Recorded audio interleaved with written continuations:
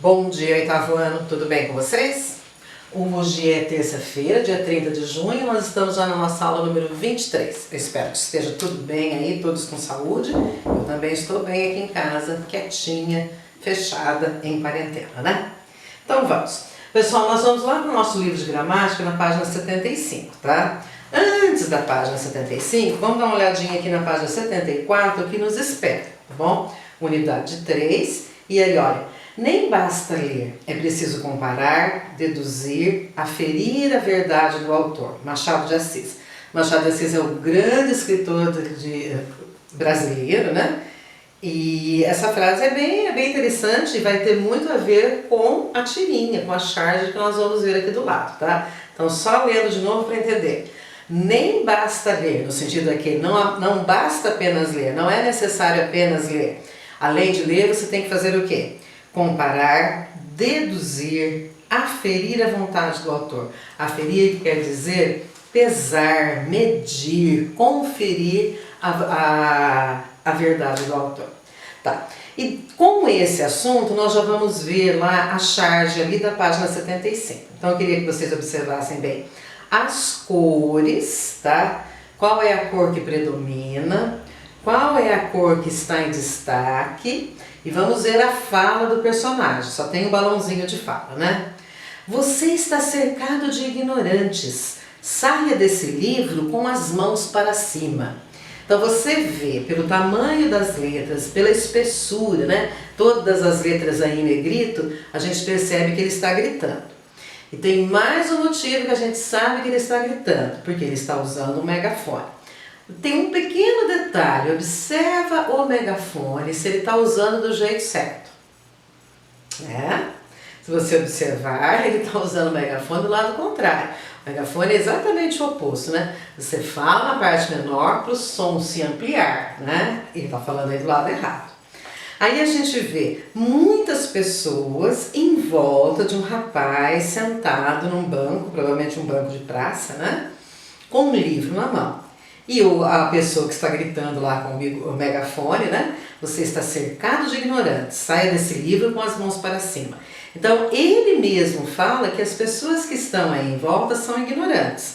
Por quê? Porque essa pessoa aí de amarelo, ela está dentro do livro, ela está lendo, ela é capaz de ler, ela é capaz de fazer isso daqui, ó. Comparar, deduzir, aferir a verdade do autor.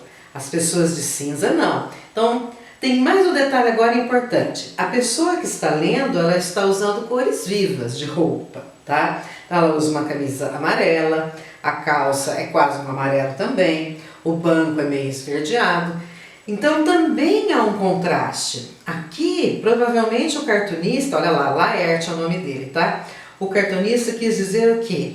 Quem lê se destaca. Quem lê e vê a vida com cores vivas se destaca porque tem vida. Usa cores vivas porque tem vida. E quem não lê? Quem não lê são os ignorantes, né? São aqueles que não conseguem entrar no enunciado de um livro e a própria pessoa fala ali, olha, você está cercado de ignorantes. Então, todas essas pessoas de cinza são ignorantes. Mais uma coisinha. A pessoa que está com o megafone na mão, provavelmente ela tem... Qual que é a profissão dela? O que será que ela é? Liderando aí todos esses de cinza?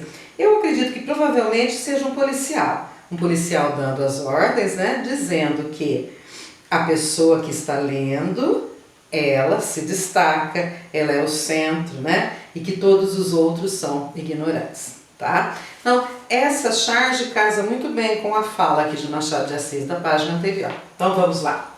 Vamos fazer nossos exercícios, né? Lá no caderno você coloca lá a data de hoje, né? E você coloca lá o livro de gramática e a página. Então, vamos lá. Faça algum destaque por meio das cores? Há um significado para a coloração usada? Sim. A pessoa em destaque, ela usa cores o quê? Vivas, né? Cores alegres. Qual é a segunda parte da pergunta? Há um significado? Sim, sim. pessoa em destaque usa cores vivas para o quê?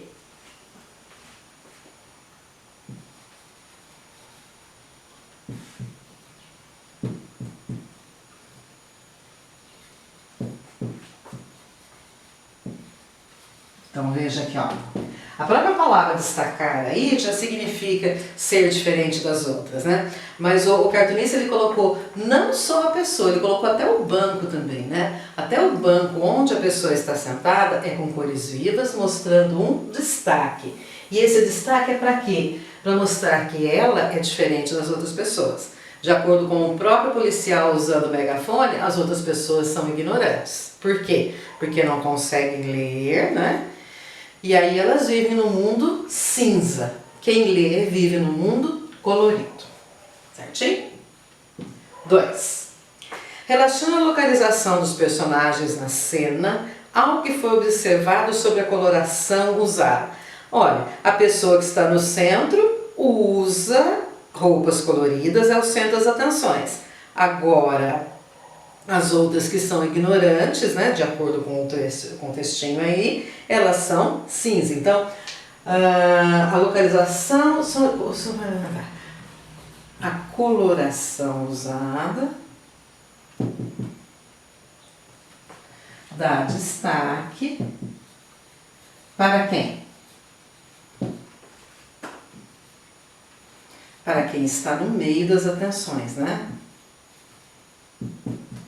Um único homem, com o seu livro, está sendo o centro das atenções de todas aquelas pessoas de cinza, né? Dá a impressão assim de que quem lê incomoda, né? Parece que o normal, né? Vamos deixar entre aspas aí, o normal seria não ler. Quem lê se destaca, a coloração usada dá destaque para quem está no centro das atenções. Quem está no centro das atenções aí é o homem que está com o livro, né? Tanto é que o policial fala: você está cercado de ignorantes, saia desse livro com as mãos para cima. Certinho? Tudo bem? Deu tempo de copiar aí? 3. Releia o trecho e responda as questões. Saia desse livro com as mãos para cima. Eu vou escrever a frase aqui, quero que vocês copiem aí no caderno também. Saia desse livro com as mãos para cima.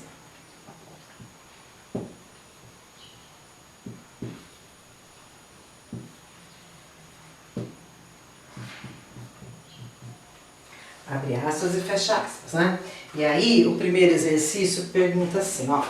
Qual é o sujeito da forma verbal? Então, primeiro nós vamos achar o verbo, né? O verbo é saia, o verbo sair. Aí você faz a perguntinha. Saia quem desse livro? O sujeito aqui é você. Ele não está escrito. Mas eu sei que o guarda está dando a ordem para quem? Saia você, essa pessoa que está aí no centro, tá?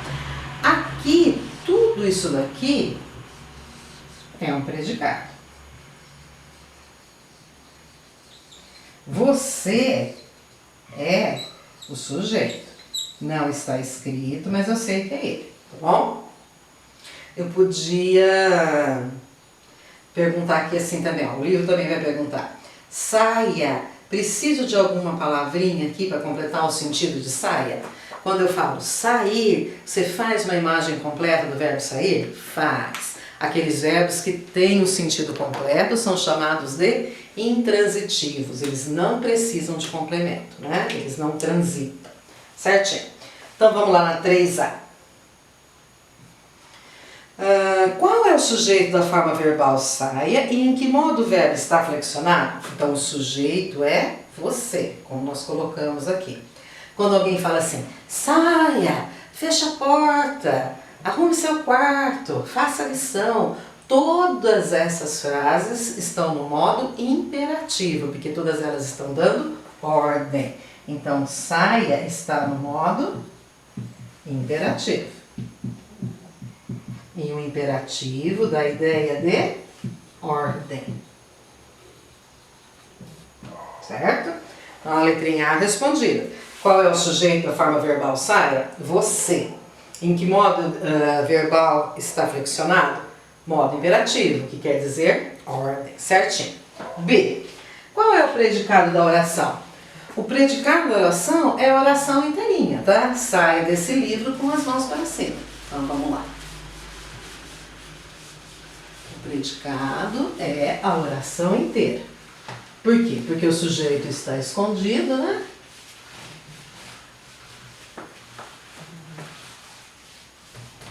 Certinho. Saia, aí você coloca na letrinha B, qual é o predicado da oração? A oração toda. Saia desse livro com as mãos para cima.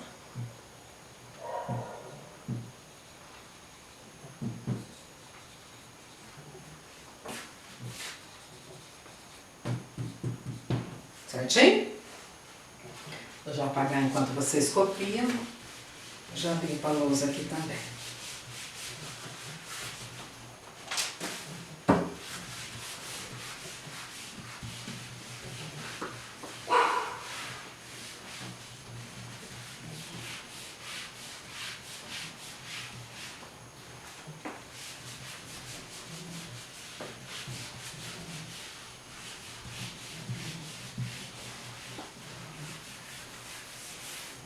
Então vamos lá. Letrinha C. Classifique esse verbo quanto à predicação. Então, o verbo sair, nós vamos pensar assim, ó. Se eu fizer uma oração assim, João saiu. Pronto, você consegue fazer uma imagem mental do verbo sair, sair de algum lugar, ir para outro lugar. Esse verbo sair, ele é intransitivo. O que quer dizer intransitivo? Ele não, esse aí é de não, né? Ele não precisa de complemento, ele é um verbo completo. Então podemos até escrever aqui, ó, verbo intransitivo, não precisa de complemento. Ah, mas e as palavrinhas que vêm depois dele? Tem umas palavrinhas aí depois dele, ó.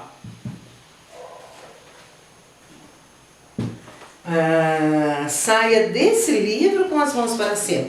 Você tem aí dois enfeites. Saia de onde? Do livro. De que maneira? Com as mãos para cima. Então, essas duas expressões aí, desse livro e com as mãos para cima, elas têm uma outra função, não é a de completar o sentido do verbo. Está apenas dando um enfeite, uma informação a mais, tá? Então, por exemplo, eu acho que a próxima perguntinha é a letrinha D. Quais são as funções sintáticas de desse livro e com as mãos para cima? Desse livro e com as mãos para cima são adjuntos, tá? Adjuntos são enfeites, adjuntos adverbiais. Estão enfeitando o verbo sair. Ele deve sair de que jeito? Desse livro. E de que maneira? Com as mãos para cima, tá bom? Então é um advérbio de lugar, o desse livro, e de modo, com as mãos para cima. E não está nem perguntando, só adjuntos adverbiais, a resposta está correta. Certinho? Exercício 4. A linguagem usada pelo homem do megafone lembra que profissional? Destaque alguns elementos da fala que justifiquem a sua resposta. Olha, ele lembra um policial, o homem parece ser um policial, principalmente por um detalhe. Não dá pra gente ver se ele está de farda, né? Não dá pra ver se ele está de uniforme, se ele tem algum emblema na roupa dele, mas o tom de voz. Pois qual é o tom de voz que ele usa? Pois ele usa o modo imperativo. E o modo imperativo nós acabamos de responder. O modo imperativo é aquele que dá ordem. Então, quem tem a função, quem tem a autoridade para dar uma ordem? O policial. Então, tantas pessoas ali estão em volta, mas a única que está ordenando o homem a fazer alguma coisa é o policial, tá? 5. Por que as pessoas que cercam o homem com o livro são ignorantes? Há algum indício engraçado no desenho que mostre esta ignorância? Olha, as pessoas que estão em volta, elas são ignorantes porque elas não entram nos livros, porque elas não lêem, tá? Então a primeira parte é essa.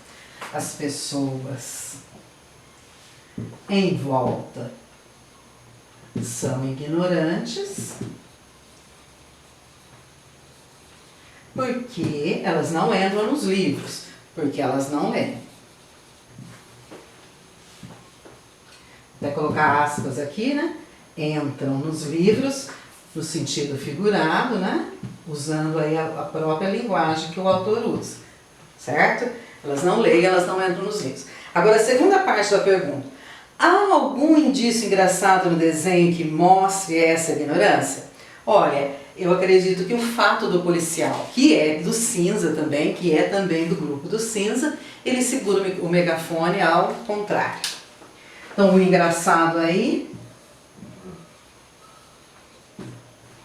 é exatamente essa resposta que nós vamos colocar. O engraçado é o policial usar o megafone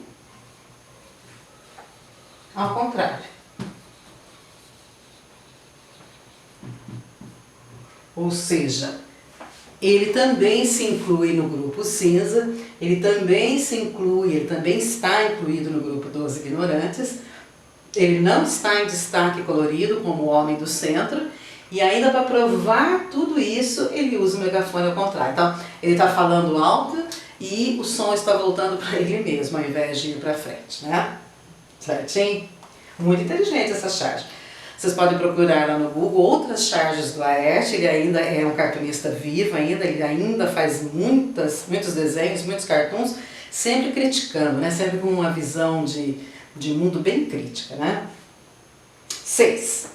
Explique com suas palavras a charge. Eu acho que nós já explicamos quase tudo aqui, mas a gente pode fazer mais uma respostinha bonitinha aí. Como que a gente vai explicar essa charge? Tudo isso que nós já colocamos nas respostas, né? Vamos colocar assim, ó. A charge mostra um homem que é o centro das atenções e que está com o livro aberto. Mas há um policial que pede para ele fechar o livro, tá? Pois ele está cercado de ignorantes. Certinho? Então vamos lá.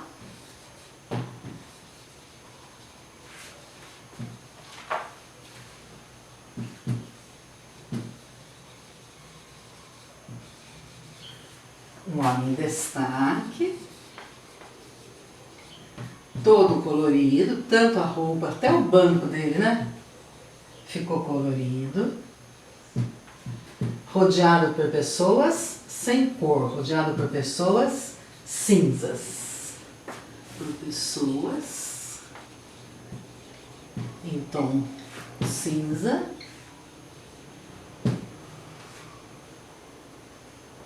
Tá, e o que é que dá, o que esse homem tem de diferente? O que diferencia esse homem dos demais? O livro, né?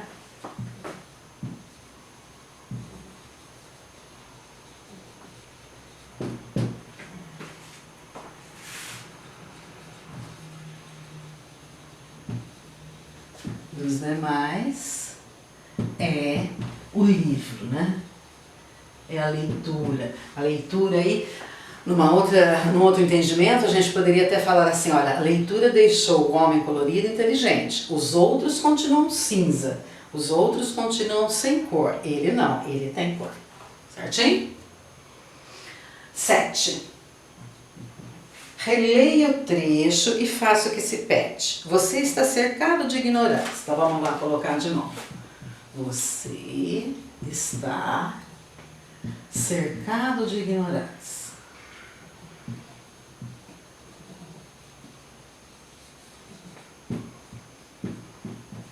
Certinho? Aí a gente tem que ver assim, ó. O exercício vai pedir qual é o sujeito. Então primeiro temos que saber qual é o verbo. Só um minutinho, né?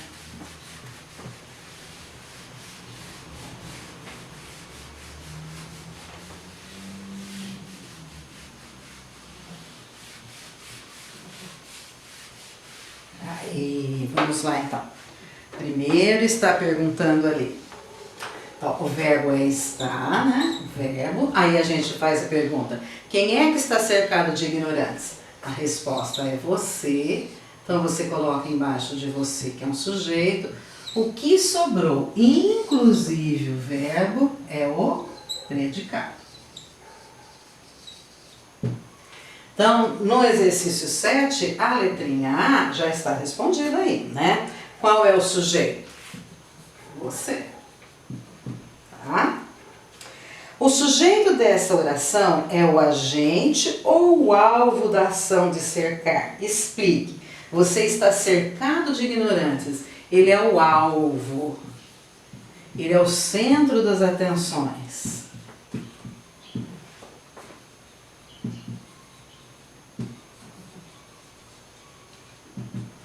Certo? Então, ele é que está ali no meio, ele é o alvo. As outras pessoas estão observando.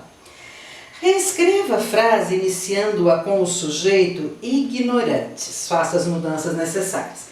Então, o exercício está pedindo para você começar por ignorantes. Como é que eu faço? Ignorantes estão fazendo o quê? Estão cercando você. Então, veja, eu só inverti, né? É a mesma informação. Você está cercado de ignorantes, é a mesma informação de falar. Ignorantes estão cercando você. A única coisa que aqui eu comecei por ignorantes, né? Aí eu tive que mudar o verbo, porque ignorantes são plural. Fiz aqui a concordância e o você foi lá para o final, tá? D. O sujeito dessa nova oração é o agente ou o alvo da ação de cercar? O sujeito é o agente. Por quê? Quem é que estão cercando você? Ignorantes, tá? Então aqui, ignorantes é que está praticando a ação. Essa questão de ser agente ou ser paciente é o assunto desse capítulo, esse assunto de as vozes verbais. Nós vamos ver aqui muitos exercícios sobre isso. O importante é que você de início perceba que o sujeito às vezes ele recebe a ação e às vezes ele faz. Então, por exemplo, quando o sujeito está fazendo a ação, João fez a lição, João comprou um carro novo, Maria é ótima aluna. Então, essas orações, o sujeito ele é o agente. Só que às vezes eu posso escrever de outro jeito, eu posso falar assim, a lição foi feita por João. Então, a lição foi feita por João é um tipo de sujeito que está recebendo a ação. Então, aí a gente vai falar que é um sujeito paciente. E aquele que age é um sujeito agente. Olha o que está escrito aqui embaixo. Ó. Você deve ter observado, ao responder às perguntas anteriores, que o sujeito de uma oração pode exercer a ação expressa pelo verbo, sendo o agente dessa ação, sofrer a ação expressa pelo verbo sendo paciente. Então, quando ele age, ele é agente. Quando ele recebe, ele é paciente. Esse sujeito paciente, muitas vezes ele é usado quando a pessoa não tem interesse em falar exatamente quem é que praticou a ação. Por exemplo, se você pega uma notícia de jornal e fala assim, ó, banco foi assaltado. Preciso falar que foi por ladrões? Se você ainda não sabe quem é o ladrão, se ainda não foi feita uma investigação, se não tem nada que comprove quem é que é o ladrão, então quando o jornal noticia banco foi assaltado, é porque é só essa informação que importa. Ainda não há necessidade, não tem como ainda falar quem que assaltou o banco. Por isso, aí usa-se a voz passiva, um sujeito passivo. Por quê? Porque você não sabe quem foi, tá? Quando souber quem foi, aí a notícia vai ser diferente. Pedro, não sei das quantas, assaltou o banco semana passada. Aí sim, aí é outra notícia, porque já se sabe quem foi o autor do assalto, tá?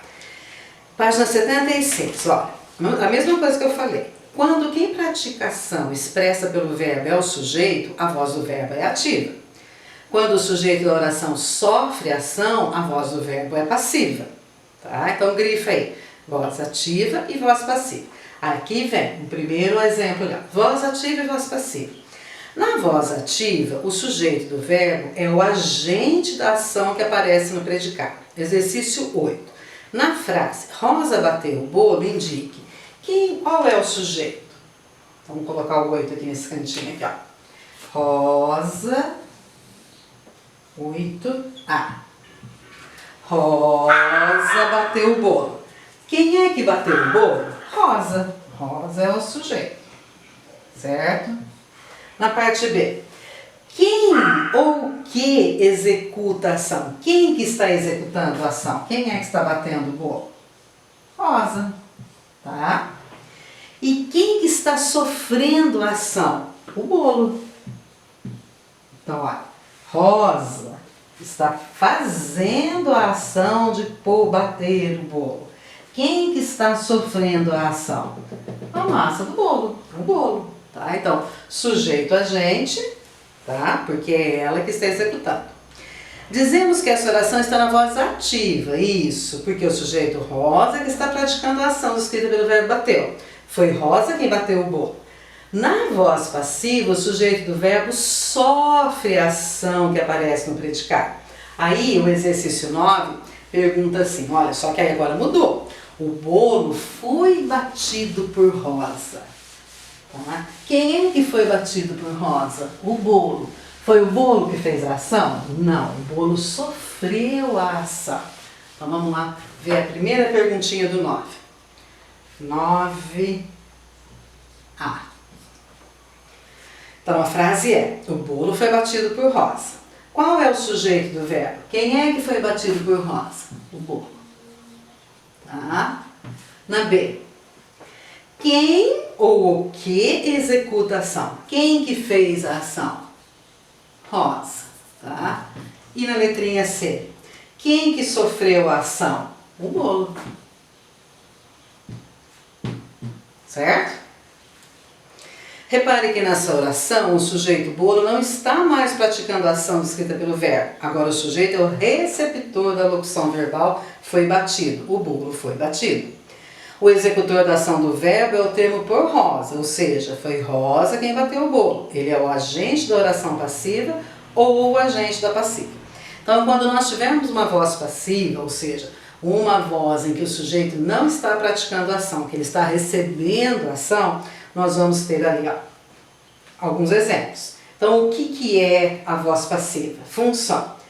Na voz passiva, indica o agente, o ser responsável pela ação sofrida ou recebido pelo sujeito do verbo. Qual é o uso? Normalmente a voz passiva é introduzida pela preposição por e às vezes por de. Qual o exemplo? Este bolo foi feito pela Eliane. Jonas é o querido de todos os professores, certo? Depois nós vamos ter aqui vários exercícios sobre esse assunto que vão nos dar uma ideia melhor do que é voz ativa e voz passiva, certo? Beijo para todos vocês, continuamos na próxima aula.